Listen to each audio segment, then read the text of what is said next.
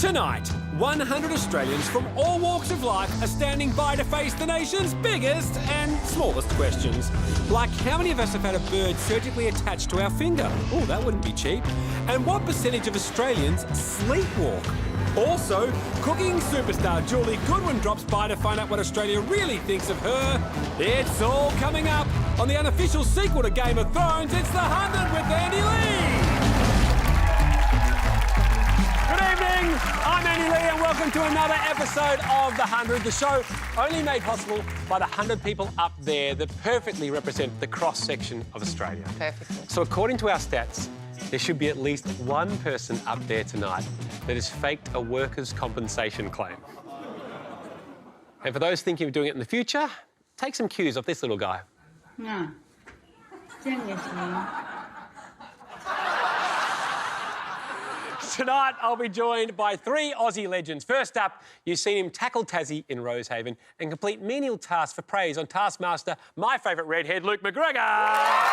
Thank you. Big crowd tonight. Next to him, she appears on TV more than weather updates. It's Sophie Munn.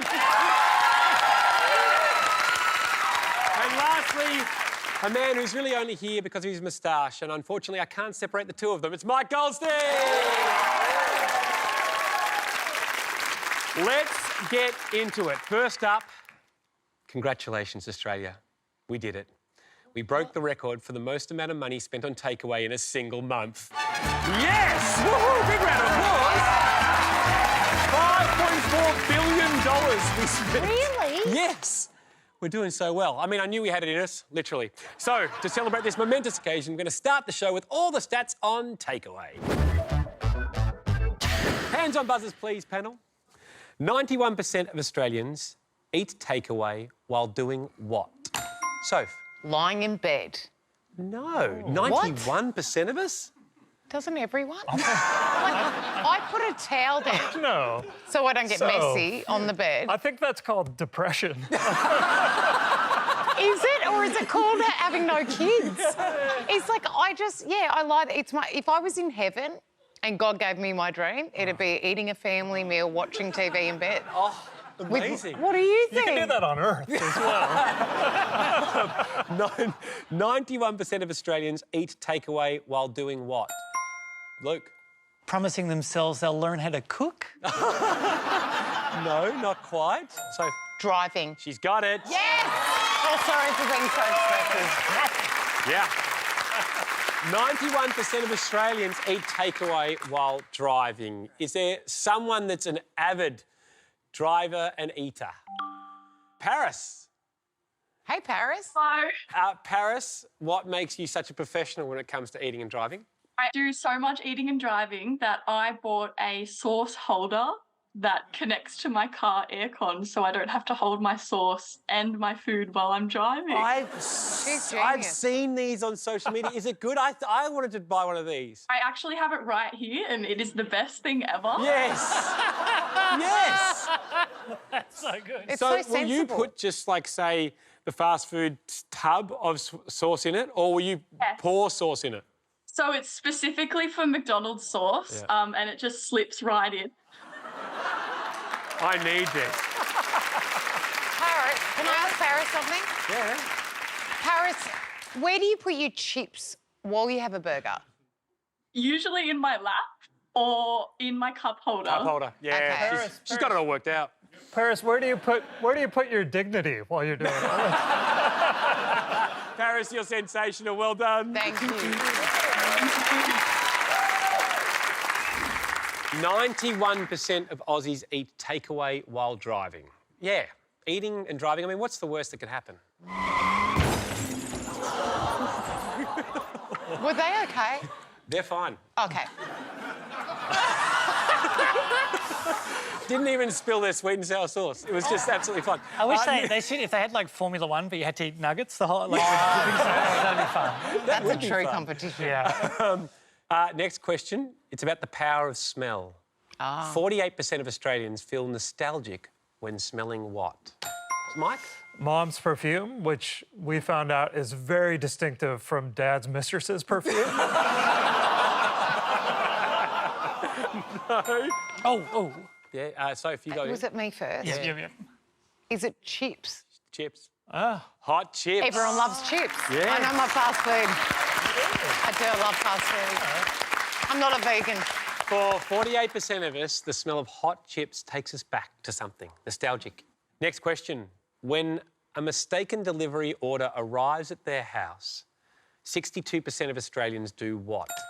Luke? Celebrate that Christmas came early. Not quite. Soph? Just have it. Yeah. Eat it. Do they? 62% of us will eat a meal that we haven't even ordered. Oh, like takeaway. I was thinking like an Amazon package. Same. Oh, sorry. But The whole even theme then- is takeaway foods. Now hearing it now.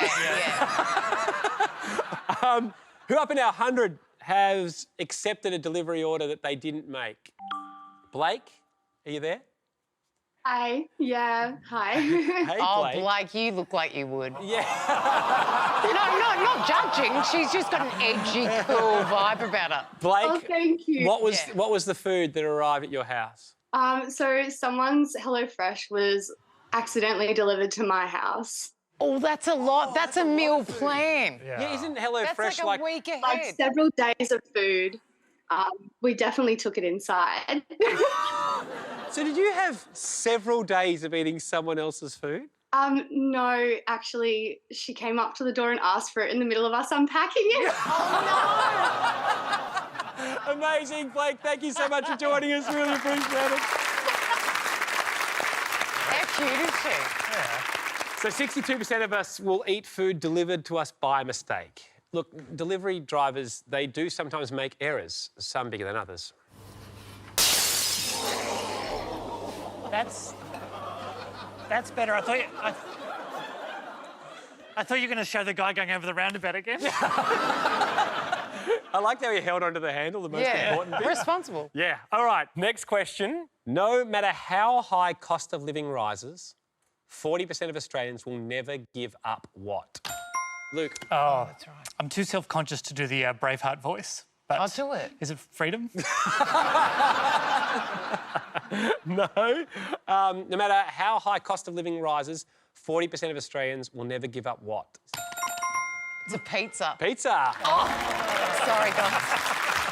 I love it. It's so violent. Yeah. Aussies do not want to give up pizza.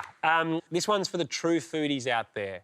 68% of Australians believe what type of takeaway should never be delivered? Oh. Luke. Soup. You should get a point for that. It's a no. No. You It's don't true. put a soup on a bike and then no. Not the answer. 68% of Australians believe what type of takeaway should never be delivered, Mike? A tuna sub from Subway, because don't trust any meat that comes out of an ice cream scoop. I agree. That should be one of life's mottos, but no. So, Fish and chips? she's got it! Nice. Yeah, majority of Aussies, they don't think fish and chips should ever be delivered. And I agree, especially from this guy.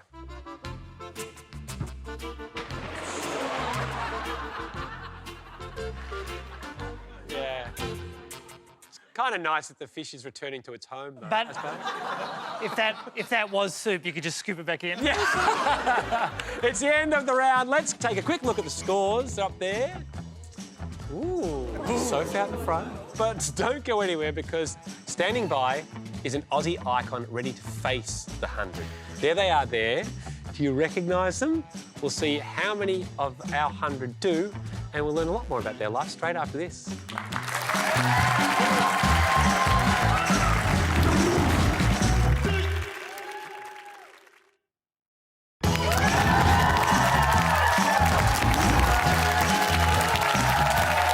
Welcome back to the 100, the show that's only one complaint away from being put on 9Gem. Anyway, it's time for this. OK, sitting next to me right now is an absolute Aussie legend, waiting patiently to see how many of the 100 know their face. So I should introduce this legend. Hello, legend. Hello. You're one of my favourite Aussies. Aw. I think you're great. I'm not going to lead the witness out there, but 100, you've now seen her face. How many of you recognise this Aussie icon? Pop your answers in. How are you feeling? This could be really awkward. Yeah, it's one of those moments, isn't it, that we get through quickly, I promise. I mean, do you have a number in mind that you think? I mean, it's hard, it's very obviously arrogant to go 100%. But... Well, no, I don't think that. Look, if I can hit, like school, like the 15% mark. All right, let's see how many Australians know its face. 73%!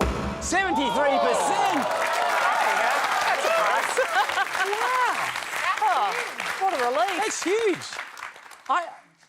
I'm a little bit, I mean, it sounds rude, but I'm actually a bit shocked with that. That's awesome. It does sound rude.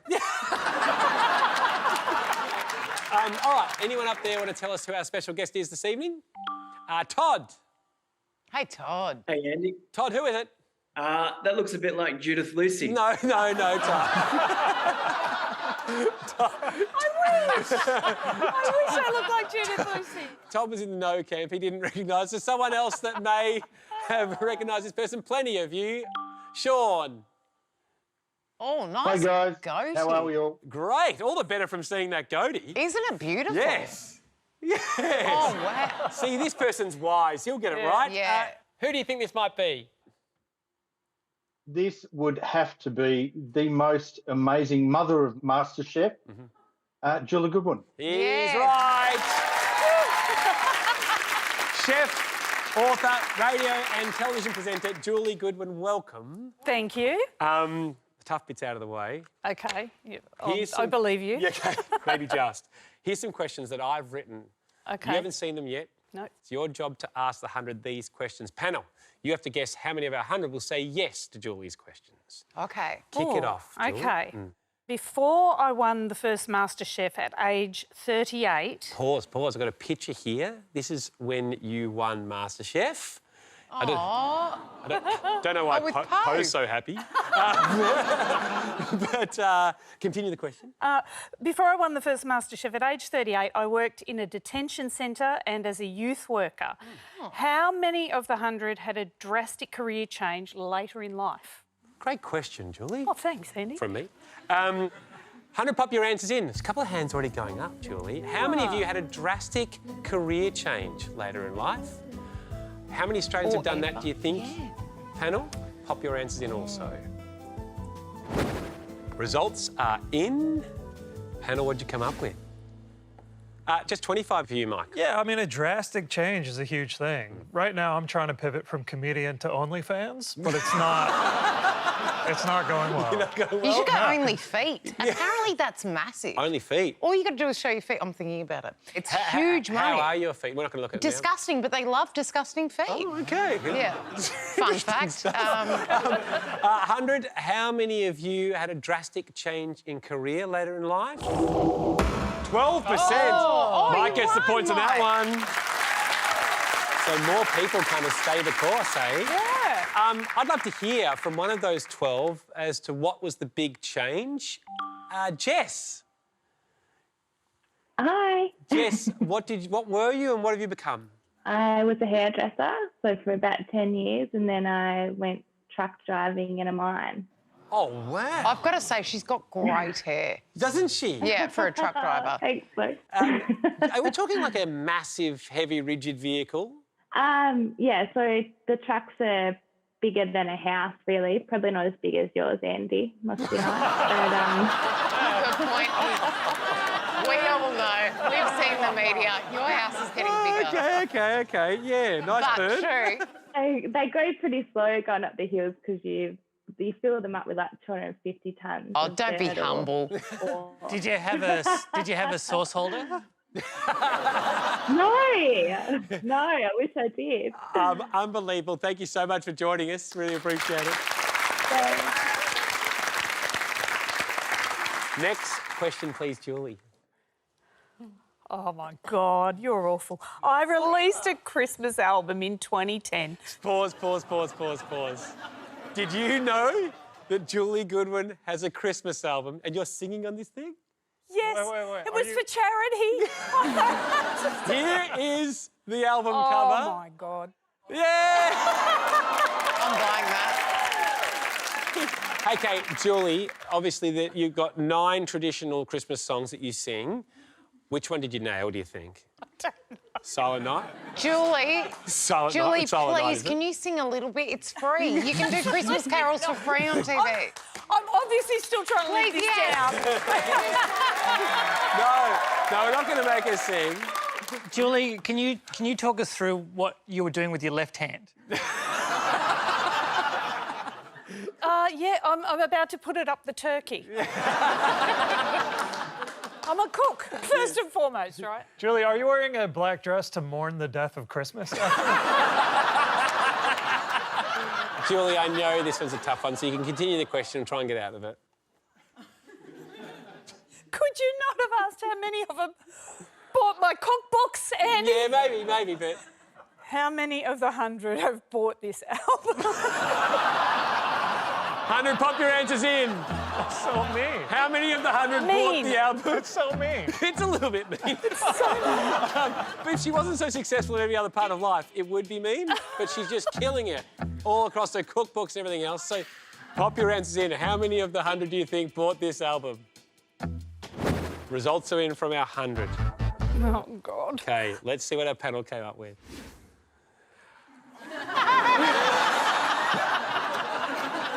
It's my new best friend. Yes, 100% you think, Luke. I just felt bad because they're right there. So 8% you think, Mike? 8%. I mean, yeah, some festive people up there, maybe. And I did I mean, Santa's just down here, which is true. right. Yeah, I mean, I did a Jewish Christmas album. Oh, yes? Yeah, it's called Happy Birthday, Jesus, Sorry for Killing You. Anyway, 100, how many of you bought Julie Goodwin's Christmas album? 0. But Sophie gets the points on that one. Sorry. If my mum was one of the 100, yes. she bought them all. Do you know what? The music industry is very hard. It is. I've been in it. I agree. Julie, next question, please. Oh, my God. Apologies for that. OK. Question 3. I once got to cook with my childhood idol, Kermit the Frog. This is awesome. Oh, Pause, my pause. gosh. Check out this. This is Julie on the Today Show. Now, for Julie Goodwin to be in the kitchen, and you've got a very special helper there next to you, Julie. I'm going to try. I'm going to try. I do. I'm a little bit awestruck, We to be are. honest with Just a you. little- So sweet. So amazing. I was so thrilled. Yeah. Julie, how much did Kermit eat? Now, obviously, we're on it a bit later at night. Is it awkward having a guy, like, sit underneath with a hand up something? Like... They told me not to wear a dress that day. That makes sense. I don't know if that was just so he couldn't look up it or in case he mistook me for the puppet.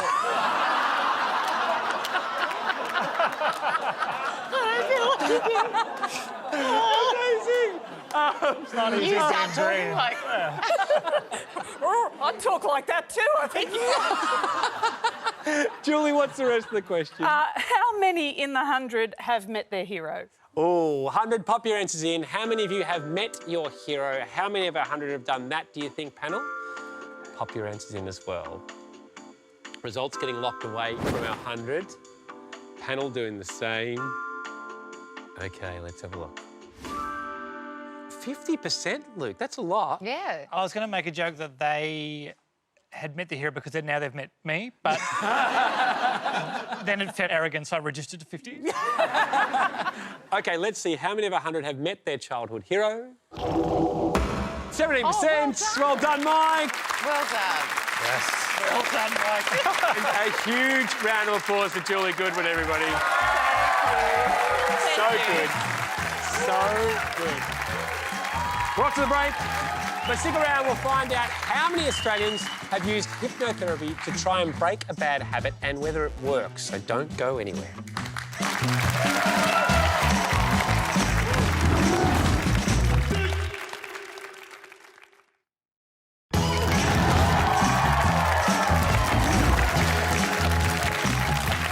Welcome back to the 100. The scores are up there.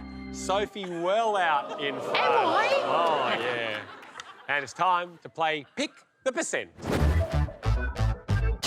In Pick the Percent, we asked the 100 a range of questions. It could be how many people leave their indicator on too long, and should those people get their licence revoked, because that really shits me. Panel, your job is to work out how many of our 100 will answer yes to these questions. Oh. And here's the first one. It's about the mind. What % of the 100 have had hypnotherapy? 100, pop your answers in. How many of you have turned to hypnotherapy to change a habit or a thought? Panel, how many Australians are doing that, do you think? Locked in now. What's our panel thinking? Oh, very split. 90% so. Yeah. Have you had it? It feels so good. The oils smell beautiful. They go hard on the massage. Like it's everyone should have it if they haven't had it. That's great. You're not being serious here. Hypnotherapy is about the mind. Like hypnotise someone. They massage your mind. No, they don't massage. No, but I don't get it. So what is... Yeah, some people say, I don't want to smoke anymore, or I don't want to drink anymore, or I'm an excessive cheater on my partner, and they hypnotise them to stop these habits. That's bullshit. Sorry. Is that like when they go be a chicken? Yes. OK, I'm changing mine. OK. No one wants to be a chicken. I'm going 1%. 1%? OK, let's see how many of our 100 have had hypnotherapy. 17%. It's just Mike. Well done. Right. Well done. I don't know. Don't be humble. Our next question. It's a patriotic one. A patriotic one? Yeah. OK. What % of the 100 stock a jar of Vegemite? Oh. Pop your answers in if you have one. Panel, how many Aussies do that? Results in. What's our panel come up with?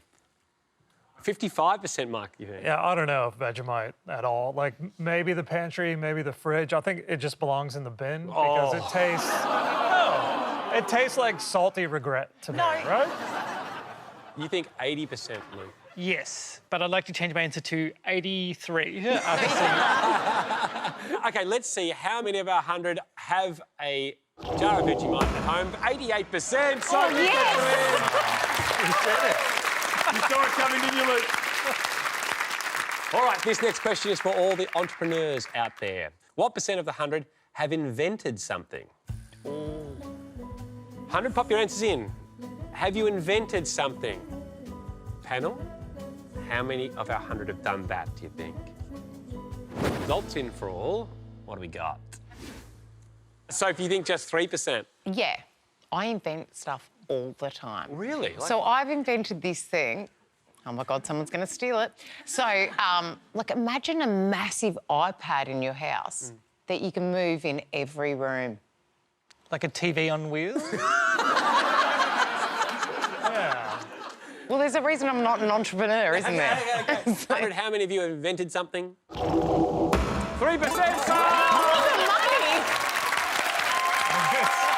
That was, like, right on. So, you're the smartest person over Should there. I invent something? Yes. All right, has anyone invented a game-changing thing they still think should have got off the ground? Tom. Hello, yes. Oh, yes, Tom I have. looks like Elon Musk. Like, he invents. He invents? What have you Tom, done? what is it? Tom? I'm going to be a massive letdown. I actually only invented a phrase or a term. So I was going to hang out with a bunch of mates, and we didn't know what to call this hangout, right? It wasn't going to be big enough that it was going to be a party, and it wasn't going to be small enough to just be like a catch-up. Yeah. So we invented a term called a JAFMO, which stands for just a few mates over. Oh. A JAFMO. So can you use it in a sentence for me? Oh, Andy and Sophie and Luke and Mike come over for a JAFMO on the weekend. See, when you said JAFMO, I thought it was like me and you have a JAFMO, just a fucked mustache. Yeah, that'll probably catch on more than the other JAFMO, I think. Thank you very much. Good luck with it. We'll try and spread it for you. Next question, this is about relationship dynamics. What % of couples sleep in separate beds?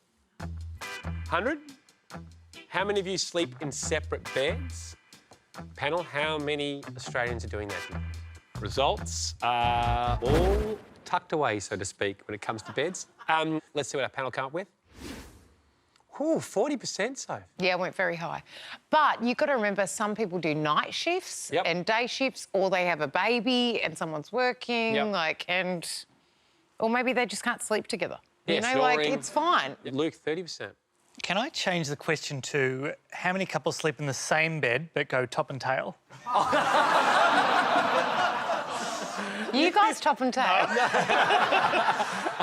Mike, 10%. 10%. My partner convinced us to sleep in separate beds, in separate rooms, in separate houses with separate people. It's pretty good. Yeah. 100, how many of you are sleeping in separate beds? 16%. It's Mike's just. Well done.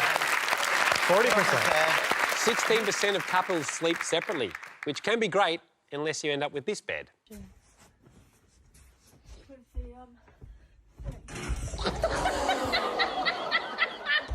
It's like a mousetrap. Yeah. Handy, though. They actually bought that couch second-hand and found 3 people inside. This one is about what happens when the lights go out at night. What percent of the 100 sleepwalk, do you think? Sleepwalk? Yeah. Okay. How many Australians do that? Pop your answers in. 100, how many of you sleepwalk?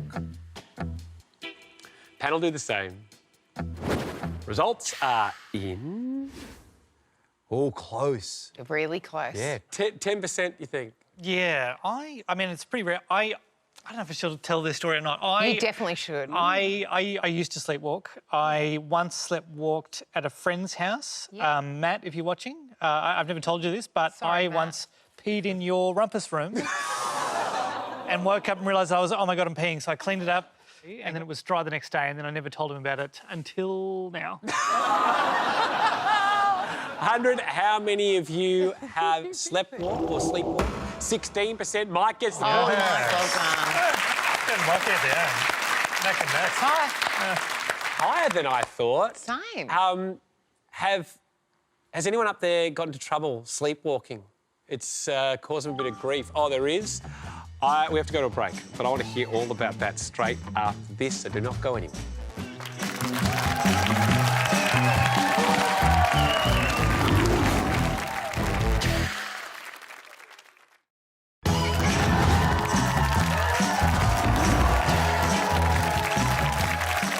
Welcome back to the 100.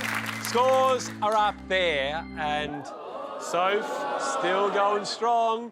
Before the break, we heard that 16% of our 100 sleepwalk and asked if anyone had landed themselves in some trouble doing it. Suzette has. Hello, Suzette. Andy. Suzette, what was the worst situation where you found yourself sleepwalking? Okay, this was probably the worst because it was in broad daylight. I was doing shift work and I'd gone and laid down and had a sleep and I had a dream that someone was trying to get into the house. So I opened up the window, smashed out the fly screen, jumped out the window, went out into the cul-de-sac on the road. I was naked. Oh, my. Really, darling? Oh, no, sweetheart. Like, that's anxiety. And so when did you wake up?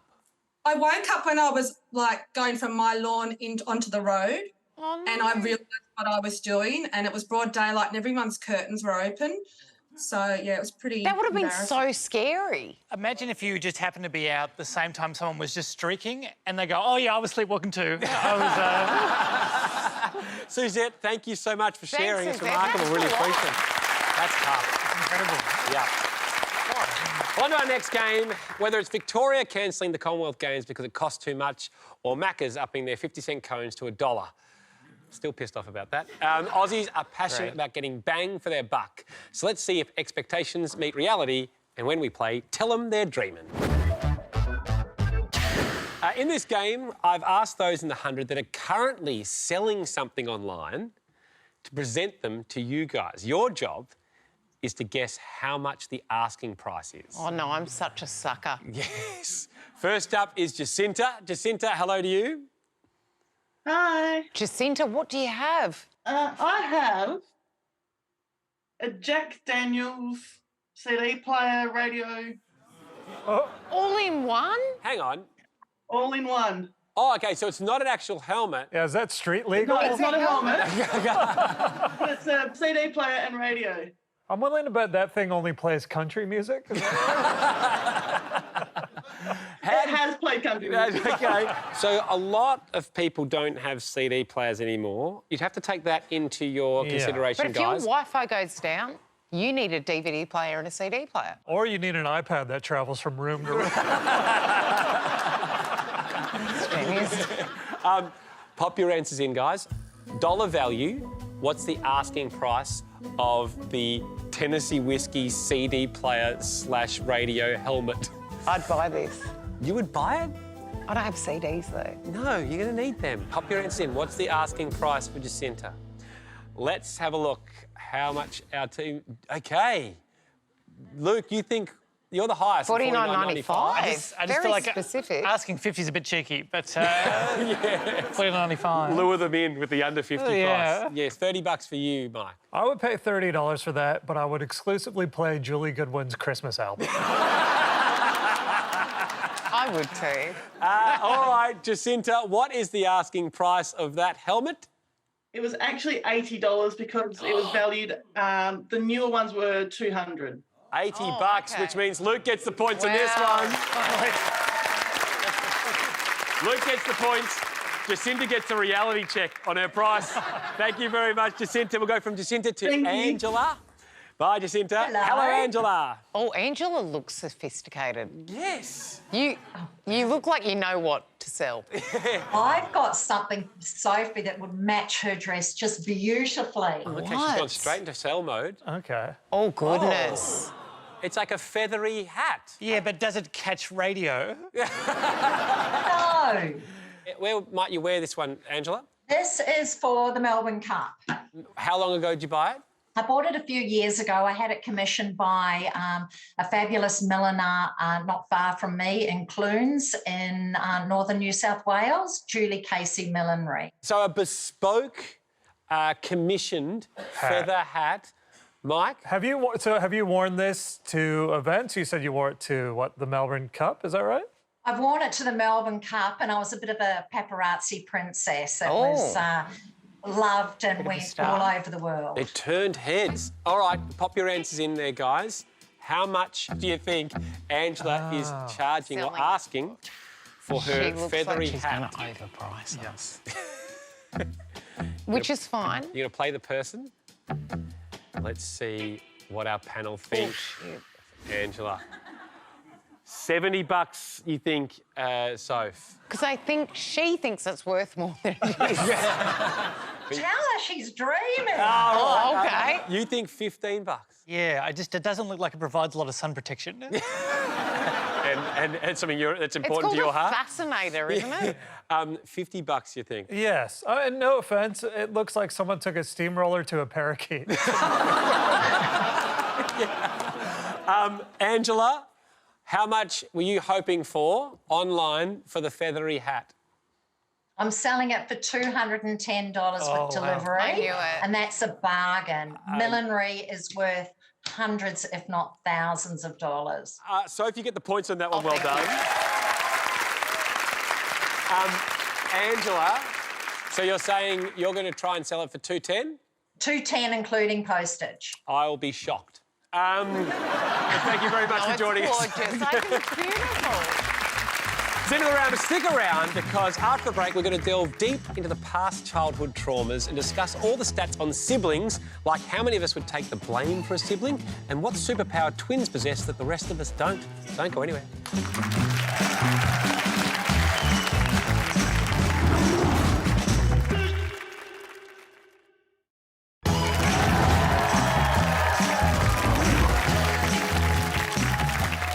The 100 scores are up there. It's all so... Yeah. On to our next topic. Only children. We've all met one, but never their brother or sister. The rate of families with only one child, don't worry about it, has more than doubled in Australia since 1985. I personally think we need siblings, particularly the younger, weird ones that do stuff that you're not prepared to do. A bird. Got a bird in the house.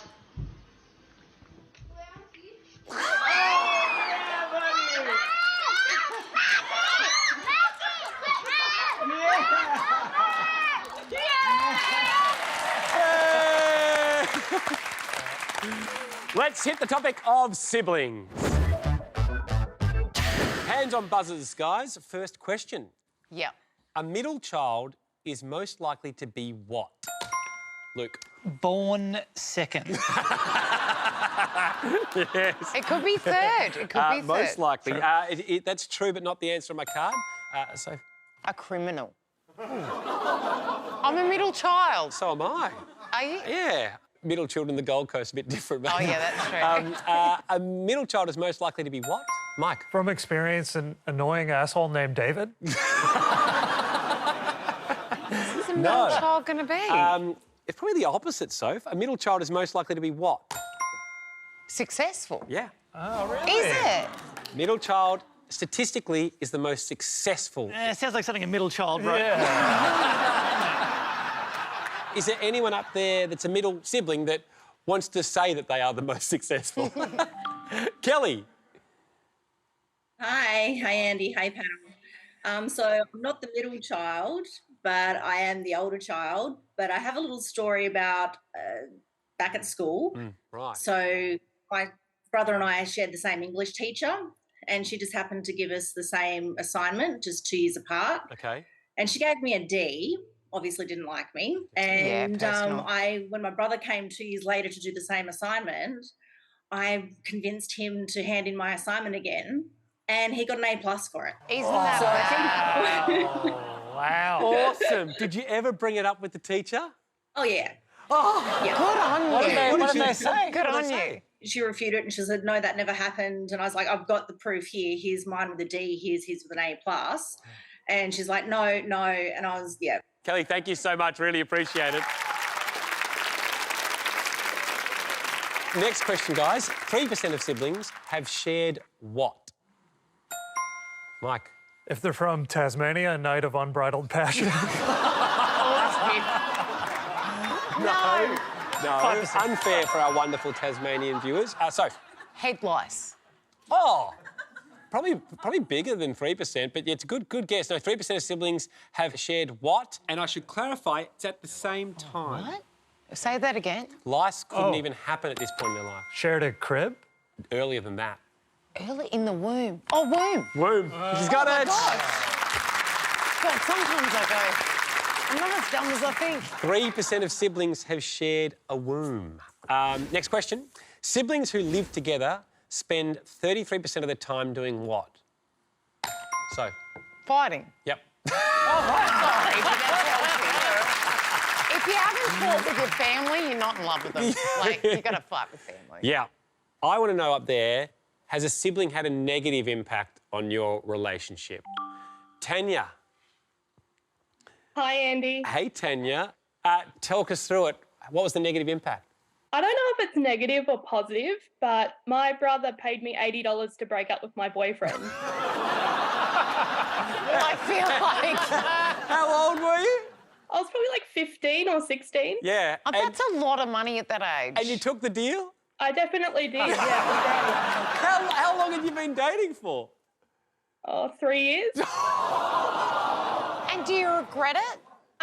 Not really now, because I now have my soulmate. So if I didn't do that, I wouldn't have met him. So. Well, he did you a favour. How much money would you have to get paid to break up with your soulmate?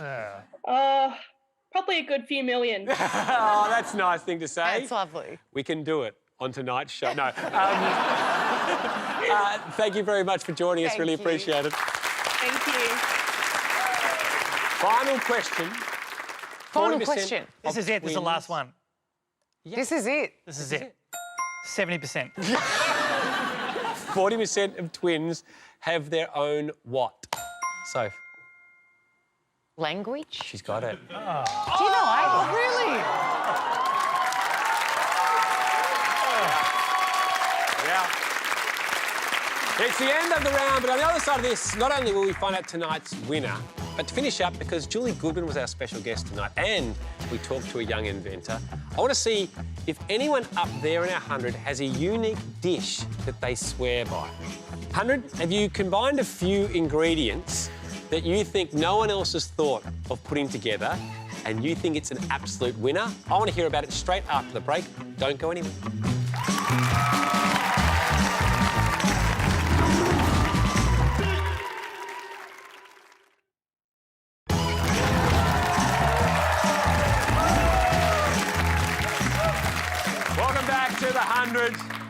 It's now time to announce tonight's winner. I'm so And the winner tonight will be able to claim their outfit on tax. And that honour goes to Sophie. Thank you, guys. One of the biggest margins I've ever had.